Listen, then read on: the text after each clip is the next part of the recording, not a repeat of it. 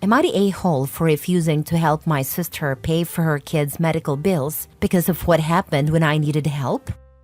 Okay, so this is messy as heck, but I need to get it out of my head. My sister, 28 female, and I, 26 female, aren't super close. And honestly, we've never really been. She's one of those people who's always had her life together. Good job, nice house, all that. Me? Not so much, lol. I've had my ups and downs, and a couple of years ago, it got really bad. 2 years ago, I lost my job. Completely out of the blue, hey, thanks for everything. We're shutting down. Good luck. I was screwed. I had no savings because, life is expensive, and I was living paycheck to paycheck like everyone else I know. My rent was due, and I had no idea how I was going to pay it. I was freaking out. Can't sleep, crying all night, stomach in knots level freaking out. I swallowed my pride, already in the toilet at this point, and called my sister. I asked her if she could lend me $1,000 to cover rent. Not give me, lend me. I promised to pay her back as soon as I got a new job. I wasn't asking for a handout, just for help. She didn't even hesitate. She said no, straight up. Flat, cold, no. Then she gave me this whole speech about how she doesn't believe in lending money to family because it always goes wrong and ruins relationships. She said it wasn't personal, just her policy, and then basically hung up on me while I was sobbing. I was devastated. Like, I get it, no one's obligated to help me, but I'm her sister. I wasn't asking for anything crazy. I just needed help to not end up homeless. Anyway, I figured it out. I sold some stuff, borrowed from a couple of friends, and barely scraped by. But that moment, it stuck with me. It changed how I see her. She made it very clear I couldn't rely on her when things got tough. I never said anything to her about it after that, because what's the point? But I never forgot. Fast forward to last week. Her husband got laid off a couple of months ago, and I guess they're struggling, though I didn't know the details because we don't really talk. Then, out of nowhere, she calls me. She never calls, so I immediately knew something was up. She was crying, full on sobbing, and told me they needed $1,500 for my niece's medical bills. It's something about a treatment she needs, and apparently, insurance will reimburse them, but they have to pay up front. She said they're completely out of options and begged me to help. And look, I love my niece. She's 3, adorable, and obviously has done nothing wrong.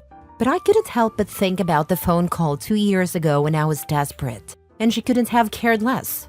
So I told her, sorry, I can't help you. And yeah, I might have been a little petty because I threw her words back at her. I don't believe in lending money to family because it always goes wrong. She lost it. She started screaming at me about how this is different because it's her child, not just stupid rent, her words, and how I'm a selfish witch for holding a grudge over something that happened forever ago. She accused me of punishing an innocent kid just to get back at her, which, okay, maybe that's a little true, but also, where was this whole family helps family thing when I was begging her not to let me lose my apartment? Here's the thing, I can afford to help her. I've worked my butt off these past 2 years to get my life together, and for the first time in forever, I actually have some savings. But why the heck should I? She made it clear that we're not that kind of family. She set the rules, not me. And now that the shoe's on the other foot, I'm supposed to just forget everything and bail her out? I can't. Of course, she immediately ran to my parents, and now they're all over me too. My mom keeps saying, it's not about her, it's about your niece, and that I'm being heartless. My dad told me I'm acting cold and vindictive. They're making me feel like absolute garbage, and honestly, maybe they're right. It's not my niece's fault her parents are struggling, but it's not my fault either. And if I cave now, I know my sister will just think she can treat me however she wants, and I'll still come running when she needs me. So yeah, I feel horrible, but also I feel like she kind of had this coming. Am I being a total a-hole here? Or is it fair not to help her after everything? I can't tell if I'm justified or just being petty. Now for the top comments before reading the mini update. Sounds like her parents are saying they can give her the money, doesn't it? They can't. My dad's on disability and my mom's still paying off their mortgage. They'd probably dip into their retirement to help, which is why they're pressuring me instead. So, they pay and get reimbursed by sister. What's the issue? It's about niece after all. Because no one will get reimbursed. The whole insurance is a straight-up lie. She can contact the hospital to work out a payment plan. You're following the golden rule of treat others how they treated you. Can't blame you for sticking to it. Hashtag petty but justified. 100% this. She didn't have your back when you needed it, so why should you go out of your way for her now? You're not being petty. You're just holding her accountable for her past actions. Hashtag petty but justified all day long. Mini update. Sorry, there's a lot to read, but I want to say I'm reading all the replies. I see there are more options than I previously thought. I'm considering helping her get the money in some other way, like paying the healthcare providers directly or getting legal support. I'm extremely bitter about what my sister did back then. Frankly, I do feel like teaching her a lesson, but I don't want to be psychopathic and let my niece suffer. Thank you for the honest advice. I'll read all the suggestions and contact directly if needed. Next story. Am I the a-hole for not going above and beyond to make sure my kids see their half-sister and not even making sure they get to see her at Christmas? I, 30 male, have 2 kids, 11 female and 9 male, with my ex, Charlotte, 30 female, and have full physical and legal custody of them. We had our kids young, and while we both struggled, Charlotte struggled more. Within a month of our son's birth, she regretted having the kids and arguably felt the same way about our daughter. She voiced this after our son was born, asking for time to find herself. However, once she was free from parental responsibilities, she didn't want to come back. From the beginning, I had primary custody of our kids. Charlotte was granted a generous visitation schedule for someone who admitted she didn't want to parent.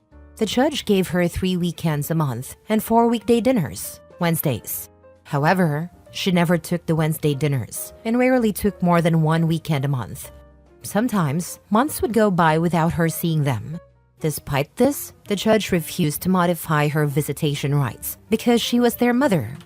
Charlotte's family wanted to maintain a relationship with the kids, and we got along reasonably well, so I allowed it. Things changed when Charlotte met her husband, Rob. Rob wanted to be my kid's dad and even attempted to gain more custody after their wedding, filing for it on their wedding day, thinking the marriage would make a difference. Rob claimed the kids called him dad, which they denied. He accused me of interfering and telling the kids not to call him dad. My kids told me they disliked how he tried to force them to stand near him or walk with him. I documented everything and consulted my lawyer. I even recorded an incident where Rob scolded the kids for not calling him dad in front of me and trying to hug me at an extracurricular event, saying it was their time with the kids. During the custody evaluation, I presented all the evidence. A guardian ad litem was appointed, and eventually, I was granted full physical and legal custody. By then, Rob had lost interest in the kids because they wouldn't accept him as their father. He went from demanding custody to wanting nothing to do with them. Charlotte seemed relieved to no longer have the kids around. Shortly after the court decision, I learned Charlotte was pregnant, and 10 months later, she and Rob had a daughter. My kids have seen their half-sister 3 times in her 4 years. Charlotte has no contact with our kids now, but her family still sees them. Charlotte's parents and siblings recently complained that I don't facilitate a relationship between my kids and their half-sister. They said I should go above and beyond to ensure they grew up loving each other. Apparently, my kids told them they don't care about their half-sister. When asked, my kids said they simply don't feel connected to her. Charlotte's parents proposed hosting Christmas for the entire family and demanded I send my kids so they could spend the holiday with their half-sister. I declined. I told them I wouldn't send my kids away from their active parent on Christmas just to be ignored by their other parent and have a 4-year-old pushed onto them by extended family. Charlotte's parents were unhappy and accused me of being a petty dad who only cares about his bloodline and not the relationship between half-siblings. They said I should do what's best for the kids instead of myself. Am I the a-hole? Not the a-hole. You are prioritizing your children's comfort and emotional well-being, which is your primary responsibility as their parent. Relationships between siblings should develop naturally, not be forced, especially in complex family dynamics like yours. Keeping your kids with you on Christmas, a significant family bonding time, is entirely reasonable. Charlotte's family's expectations are not only unfair, but also disregard your children's preferences and feelings. You're doing the right thing by putting their needs first. Not the a-hole. They're being selfish. It's absurd for them to claim it's best for the kids to be away from their safe, involved parents for a major holiday. Your responsibility is to your own children, and if they're not interested in a relationship with their half-sister, you're under no obligation to force it. I think so too. Especially when it would lead to them being ignored by their mom and outright berated by Rob. Next story. Am I the a-hole for not working on forgiving my sister in therapy, even though we're in family therapy? I, 17 female, stopped talking to my sister, 14 female, 8 months ago. We've always had fights, sometimes bad or annoying ones. But 8 months ago, we had a fight where my sister told me she wished I died with our mom so she could have a perfect family, instead of me always reminding everyone that it won't happen. She said it like she truly meant it. She told me I was the worst person she'd ever known, that she didn't understand why I had to be alive, and that I kept her mom from having a child of her own to create the perfect family. When she stopped talking, she realized I wasn't reacting the same way I usually did. In most fights, I'd roll my eyes and walk away. This time, I just told her that I wished I had a real sibling, but now I'm an only child, so we can't all get what we want. She tried to apologize, but I completely shut her out. Our dad heard about the fight and told me she's younger and I need to forgive her. I told him I didn't have to do anything, and I wasn't going to forgive her because I know she meant what she said. He told me I was mean for saying I wished I had a real sibling and claiming I'm an only child when I'm not. I told him I was done, so we're not sisters anymore. He kept trying to talk to me, but I held my ground. Then he and my stepmom decided we all needed family therapy. A lot of stuff came up in the sessions. How our mom died when I was 5 and my sister was almost 3. How I remember mom, but my sister doesn't. When dad remarried, our relationships with his wife, my stepmom, became very different. To my sister, she's mom. To me, she's just dad's wife.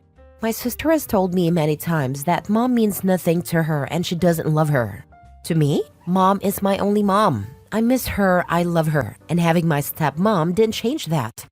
I talked about how mom's birthday and anniversary are ignored, and how dad and my stepmom made me hide most of mom's things, even though they were already in my room because my stepmom felt disrespected seeing them. My sister said she hates that I won't let us be a family of 4, and that I won't accept my stepmom. She thinks living people deserve love over dead people. She also believes it's unfair that dad and my stepmom never had kids together because dad already had us. And she blames me for denying them children. My stepmom said she wished I'd accepted and loved her, but she knows that didn't happen. When we discussed the fight, my sister told the therapist she was angry at me because, during an outing with my stepmom, someone asked her about having her own kids, and it made my stepmom sad. My sister said it made her feel bad for my stepmom, and she hated me for doing that to her. When she saw me, she thought of all the times I showed my stepmom that she's not my mom, and prioritized remembering mom. She wanted me to know how that felt. I interrupted and said I already knew she meant what she said, and I told dad as much, but he didn't believe me. When the therapist asked me to comment, I said I was done. I explained that we've always fought about my stepmom, and I'm tired of being told I'm wrong for loving my mom instead of the woman my dad married. I also said I'd accepted a long time ago that my sister loved my stepmom and calls her mom, but that doesn't mean I have to. We went over the fight for weeks in therapy and they asked me to do forgiveness exercises.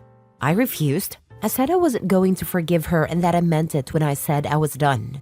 The therapist asked why I was in therapy, and I said I was forced to come, but I never agreed to work on things. My sister started crying and begged me to give her a chance. Dad was furious at me for making her cry and not participating in the therapy's purpose. He called me a disappointment and told me to figure out what I'll do in 2 months because he won't support me terrorizing my sister with my lack of forgiveness. Am I the a-hole? Now for the top comments. Tell your father to go F himself. His precious daughter wished you dead, repeatedly doubled down, and said she meant every word she said. Remind him and her that she's dead to you, and you'll be burying her when your dad kicks you out in 2 months. Wish him luck, and tell him he'll only have one daughter in 2 months' time. He must lose your number and forget about you, because for all intents and purposes, they'll both be dead to you. His money better be a great comfort to him when he's old and dying. Sometimes, you have to choose yourself, your own peace, and chart your way through life without the emotional blackmail, gaslighting, and financial threats, forcing you to do what they want because they'll cut you off. Not the a-hole. Dad's basically warned me that I won't be his daughter anymore. I won't cry over it, because I think he sucked as a dad to me when it comes to anything about mom, or even my stepmom. Clearly, he wants me to be as easy as my sister has been for him. Last story. Am I the a-hole for refusing to take in my estranged father after what they did to my mom and us growing up? I, 29 female, grew up in a household where my mom was both mom and dad. My father left us when I was 10 after cheating on my mom multiple times and eventually moving in with another woman. He never paid child support or helped financially, leaving my mom to work 2 jobs to make ends meet. We struggled a lot. Sometimes we didn't even know if we had food on the table. For years, my father made no effort to be part of my or my siblings' lives. He didn't call or visit or even send a card for birthdays or holidays. It was like we didn't exist to him. As I got older, I built a life without him and stopped expecting anything. Recently, I got a call from my older brother, 33 male, who told me our dad is now broke, sick, and living in poor conditions after his second wife left him. He is asking one of us to take him in and care for him. My brother declined because he has a family of his own and can't take on that responsibility. He suggested I might help since I don't have kids yet. When I said no, my dad called me directly for the first time in years. He said I was being ungrateful and heartless, claiming he's still my father and deserves compassion. He also tried to guilt me by saying he regrets his mistakes and just wants a chance to reconnect. I told him he made his choices years ago and can't expect me to step in now. He called me selfish and accused me of holding on to the past. Some family members agree with him, saying it's my duty to help him because blood is blood. But I can't bring myself to forgive someone who left us to suffer when we needed him the most. Am I the a-hole for refusing to take in my estranged father? Agreed to take him in as soon as he has paid all his mandated back child support, including interest. Hey Dad, you abandoned me 19 years ago and did not bother contacting me. I understand that you regret your mistakes and I empathize with you. Now please allow me to make the mistake of abandoning you too. If you are around 19 years, we can share stories around our regrets and compare notes. Thanks. Not the a-hole OP. At the end of the day, forgiveness and reconciliation are personal choices. You're not obligated to forgive your father or let him back into your life, especially if it compromises you. Not the a-hole. The only reason he is reaching out to reconnect is because he needs something from you. If he were healthy and still with wife number 2, he would not be contacting you. If the rest of your family is so set on blood is blood, they can help. I wholeheartedly believe that family is what you make it. Relationship dynamics trump sharing DNA. You may not have kids yet, but you have common sense.